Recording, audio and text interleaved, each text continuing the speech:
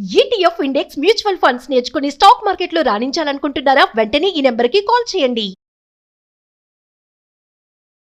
రమగారి జానపద గాథ ఏదైనా చెప్పండి. అడప చిరంజీవి గారిది కపాల దుర్గం. పూర్వం అట, అంటే ఇది మరీ పూర్వంగా చెప్పట్లేదు వీళ్ళు, ఒక మాదిరి పూర్వం అనుకో.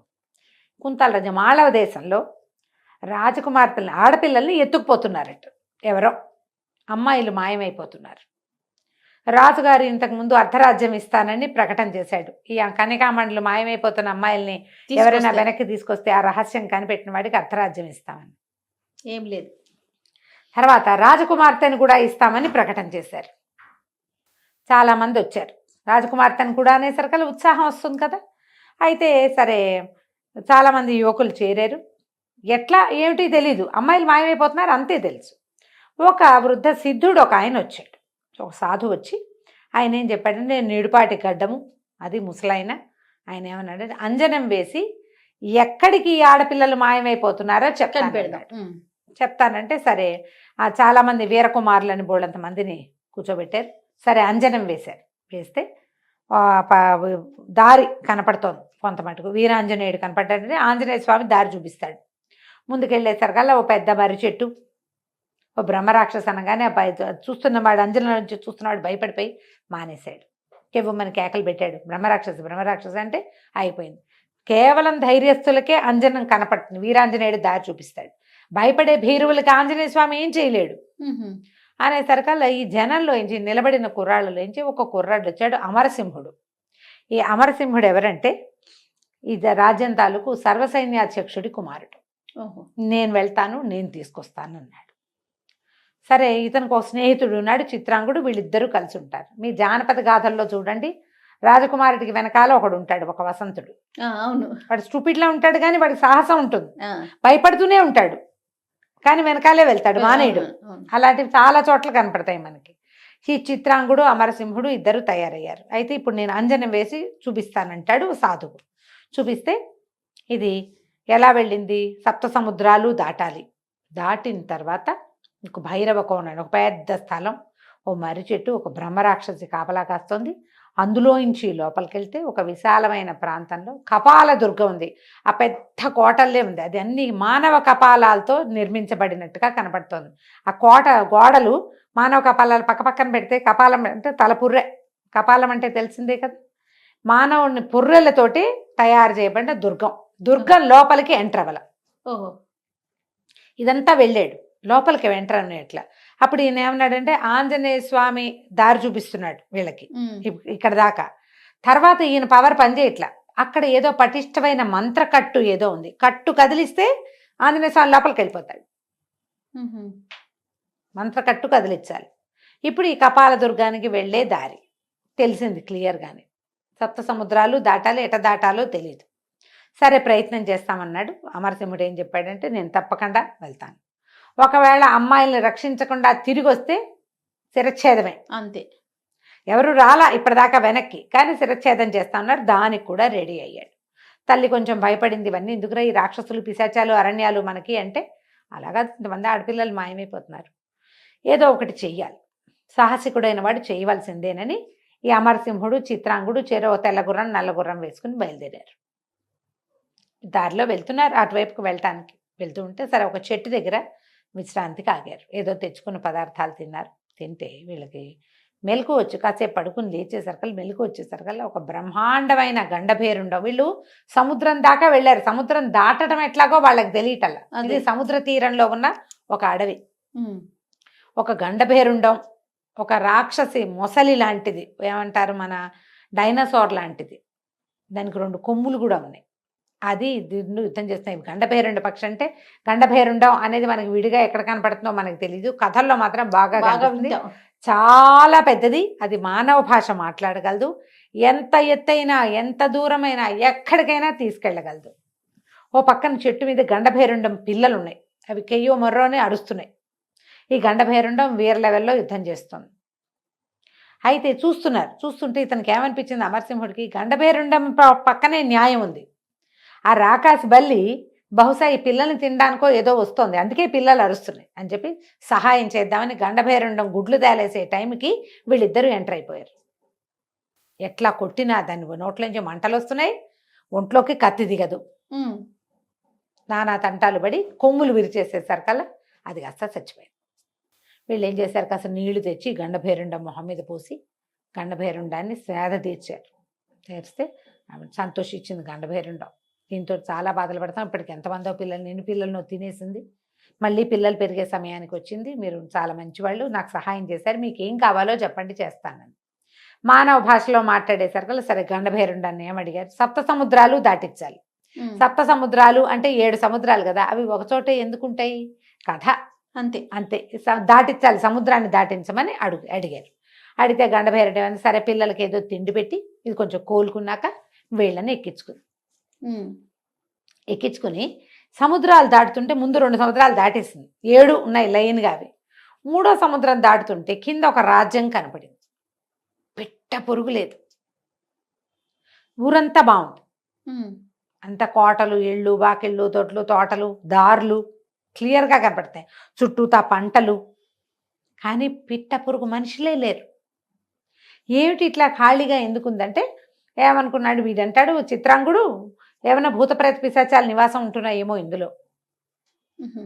అంటే ఇది వైశాలి రాజ్యం, మామూలుగా అయితే జనం ఉండాలి, ఎందుకు లేరో చూద్దామంటే ఇతను ఏమన్నాడు, అదేమిటో చూద్దాం ఈ వింత, మమ్మల్ని దింపమన్నాడు.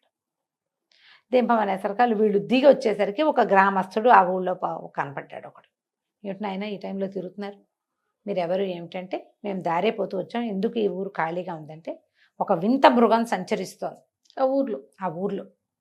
సాయంత్రం అయ్యేసరికల్లా మా ఎవడికి మూడుతుందో తెలియదు, ఉమ్. రోడ్డు మీద ఉంటే అందరికీ మూడుతుంది, అందుకని మేము అందరం ఎవరిళ్లలో వాళ్ళు దాక్కుంటాం, పిట్ట పురుగు రాదు బయటికి, మీరు కూడా రండి రండి అని లోపల తీసుకుపోయారు.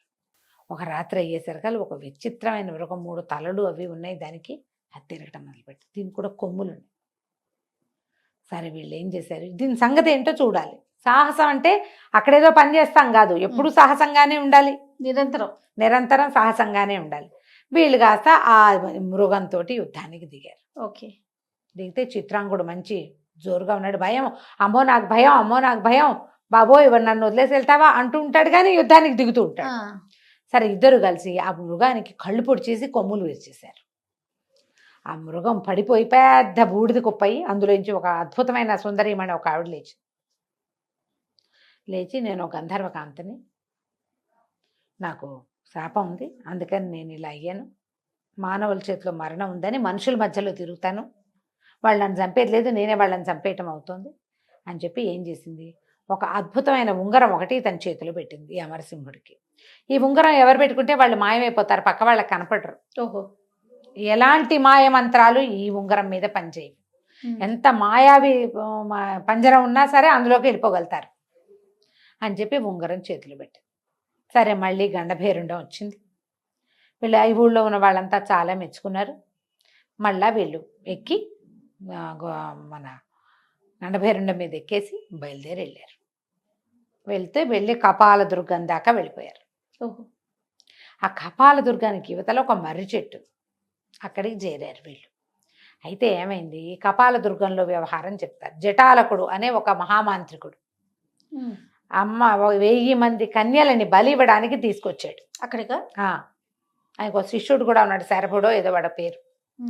వాడు ఏమంటాడు, సరే బలికి ఏర్పాట్లు చేద్దాం, అమ్మాయిలందరినీ స్నానాలు చేయించి తీసుకొస్తే అమ్మవారు పలికింది. వాడికి 2-3 రకరకాల శక్తులు ఉన్నాయి, సలహాలు చెప్పేవి. అవి మీరు కనుక మాయల ఫకీరు ఆ సినిమాలు చూస్తే, బాలనాగమ్మ అని అలా, తర్వాత పాతాళ భైరవి అవి చూస్తే బోళ్ళని పక్కన వీడికి సహాయం చేసే శక్తులు కనపడతాయి. ఏ ప్రశ్న అడిగినా సమాధానం చెప్పేది, ఎవరిని చూపించమన్నా చూపించేవి అలాంటివి ఉంటాయి. కరాళ కామిని, భూతాళ శంఖిని ఇలాంటి పేర్లు ఉన్నవి.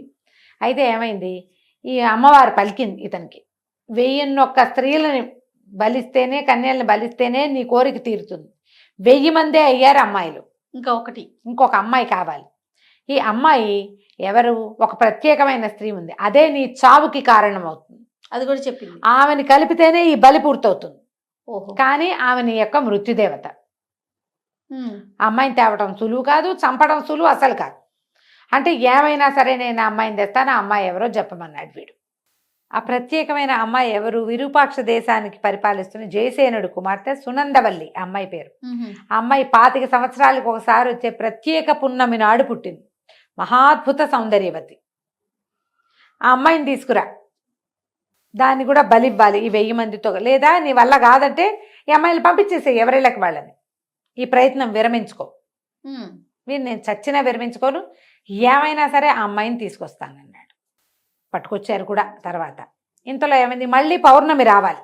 ఇప్పుడు అమ్మాయి తీసుకురొచ్చి మళ్ళీ పౌర్ణమి రావాలి. ఆ పౌర్ణమి వస్తే కానీ ఇలా బలుడు అవి చేయకూడదు, అమావాస్య నాడు ఇవటాలు అవి చేయకూడదు. పౌర్ణమి రావాలంటే ఈ పౌర్ణమి పోయింది, మళ్ళీ పౌర్ణమికి నేల పడుతుందిగా. సరే, ఇంతలో సరే ఇక్కడ ఇది జరుగుతుంది. వీళ్ళ సునందవల్లిని తెచ్చుకునేందుకు ప్రయత్నానికి మొదలు పెట్టుకున్నాడు ఈ జటాలకుడు. మన అమరసేనుడు, తర్వాత ఏమో మన అమరసింహుడును చిత్రాంగుడు ఇద్దరు, వీళ్ళు ఒక మర్రి చెట్టు దాని దగ్గరే ఉన్న ఈ కపాల దుర్గానికి చేరారు. కపాల దుర్గం లోపలికి వెళ్ళటానికి వీళ్ళకి కుదరదు, కానీ వీళ్ళ దగ్గరున్న ఉంగరంతో ఎక్కడికైనా వెళ్ళిపోవచ్చు. చూస్తే అక్కడున్న పెద్ద వటవృక్షం కనపడింది, పెద్ద మర్రి చెట్టు. అయితే ఈ మర్రి చెట్టు లోపల ఏముందో చూస్తే దానికి ఒక తొర్ర ఉంది. తొర్రలో కాలు పెడితే కాలు అందటల్లా. ఏమవుతుందో చూడాలి, వెళ్ళిపోవాలి అంతే. ఇంకా ఆ మర్రి చెట్టు లోపలికి వెళ్తేనే కపాల దుర్గంలోకి వెళ్లేందుకు అవకాశం లభిస్తుంది. వీళ్ళు చూసిన అంజనంలో అది కనపడింది. ఆ వటవృక్షం ఒక మర్రి చెట్టు దగ్గరికి చేరారు కదా, దానికి ఒక తొర్ర కూడా కనపడుతుంది. ఈ మర్రి చెట్టు దగ్గర ఒక బ్రహ్మాండమైన బ్రహ్మరాక్షసి నుంచునుంది. ఈ రాక్షసి బొమ్మని ఇతను ముందే చూశాడు. అందులో రాక్షసుని చూసే భయపడి ఒక యువకుడు మానేశాడు చూడటం అంజనం. కానీ ఇతను ఏం చేశాడు, ఇక రాక్షసు మీద యుద్ధానికి దిగాడు. ఆ కత్తితో ఏం చేస్తున్నా సరే అది చావటల్లా. అయితే దానికి కూడా 2 కొమ్ములు ఉన్నాయి. ఆ కొమ్ములు విరిచేశారు కల్లా రాక్షసిగా చచ్చిపోయింది. యుద్ధం బాగా జరిగింది. ఇద్దరు ఏం చేశారు, ఆ వటవృక్షం మర్రి చెట్టు లోపలికి వెళ్ళటానికి ప్రయత్నం చేశారు. వెళ్తే కాలు పెడితే కాలు అందటల్లా. మామూలుగా తొర్రలంటే ఎంత ఉంటాయి, ఇంత ఉంటాయి. ఏమైనా సరే మనం లోపలికి వెళ్ళవలసిందే. సరే, అమరసింహుడు ఏం చేశాడు, నేను వెళ్ళిపోతాను, నా వెనకాల చిత్రాంగుడు అన్నాడు, వద్దు వద్దు వెనక్కి వెళ్ళిపోతా, నాకు భయం వేస్తుందండి. భయం వేసిన గీవేసిన ఇంత మటుకు వచ్చాక చేయాల్సింది. ఈ లోపల కాళ్ళు పెడితే ఇక అగాధం ఢామని పడిపోయాడు లోపలికి. కేక వినపడింది. అమ్మో, ఏదో ఒకటి మనం పడుతుంటే కెవ్వుమంటాం కదా, అమ్మోరేమో అనకపోయినా ఏదో కెవ్వుమంటాం అదురుకి. సహజంగా అసంకల్పిత ప్రతీకార చర్య అది వచ్చేస్తుంది. చిత్రాంగుడు కూడా దూకేశాడు అతను వెనకాల, ఈ అమరసింహుడు వెనకాల. ఇద్దరు కలిసి ఎక్కడో పడిపోతే, ఎంత పెద్ద తోట ఉందో కింద, అడవి అది, తోట అనకూడదు దాన్ని. బోలెడని జంతువులు ఉన్నాయి, కుందేళ్లకి కూడా కొమ్ములు ఉన్నాయి. కుందేళ్ళు ఉన్నాయి, తోడేళ్ళు ఉన్నాయి, ఏమిటేమిటో ఒక్కొక్కటి విచిత్రమైన మృగాలు. ఒకదాని మొహం ఇంకో దాని శరీరంలాగా కూడా కనపడుతుంది. బోలెడని మొక్కలు, రకరకాల ఔషధులు, జలపాతాలు, నీరు. వీళ్ళు అలా ఇలా దాక్కుంటూ ఒకదాని వెనకాల వెళ్తున్నారు. పక్కకి ఓపెన్గా వెళ్ళటల్లా, దాక్కుంటూనే వెళ్తున్నారు. ఇంతలో ఎవరో వస్తున్న సందడి వినపడింది. వీళ్ళకి ఏం కనపడింది, మన జటాలకుడు మళ్ళీ వచ్చే నెల హోమం చేయడానికి ఏర్పాట్లు చేయమని చెప్పాడు. ఆ అమ్మాయిని తీసుకొస్తామని. ఈ హోమం ఏర్పాట్ల కోసం ఆ శరభకుడు అనేటువంటి ఆయన తాలూకు అసిస్టెంటు 4 మానవ కంకాళాలు వాటిని వేసుకుని వస్తున్నాడు. అవి ఏమిటంటే అస్థిపంజరాలు, సామాన్లు మోసుకొస్తాయన్నమాట. 4 అస్థిపంజరాలు, శరభుడు. వాళ్ళు ఏవో పువ్వులు గివ్వులు అవి ఇవి సేకరిస్తే అప్పుడు చూసుకున్నాడు చిత్రాంగుడు, ఏడి మన అమరసింహుడు లేడు, వాడు మాయమైపోయాడు. భయం వేసేసింది. అమరసింహుడు ఏంటంటే పక్కపక్కన వెళ్ళి, నీ పక్కనే ఉన్నాను, ఉంగరం పెట్టుకుంటే కనపడం కదా, నువ్వు ఒక పని చేయి, ఈ ఉంగరం నువ్వు పెట్టుకో, నాకంటే నీకు ఎక్కువ అవసరం.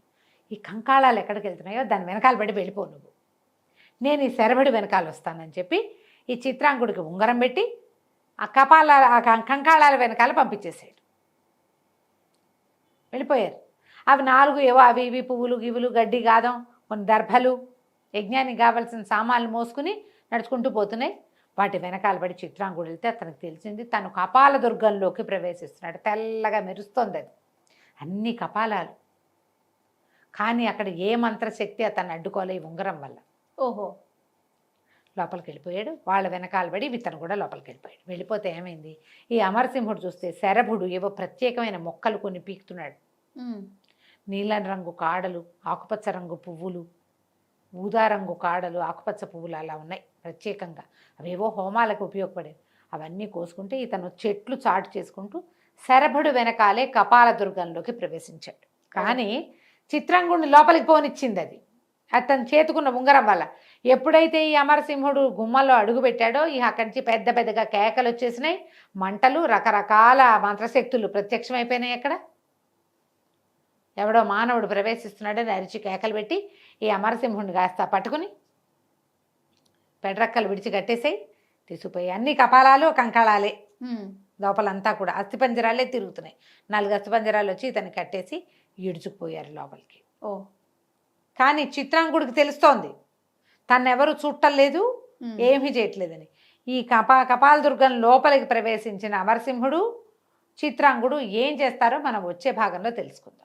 తప్పకుండా రమ్మగారు, భలే ఇంట్రెస్టింగ్గా ఉందండి. అవును.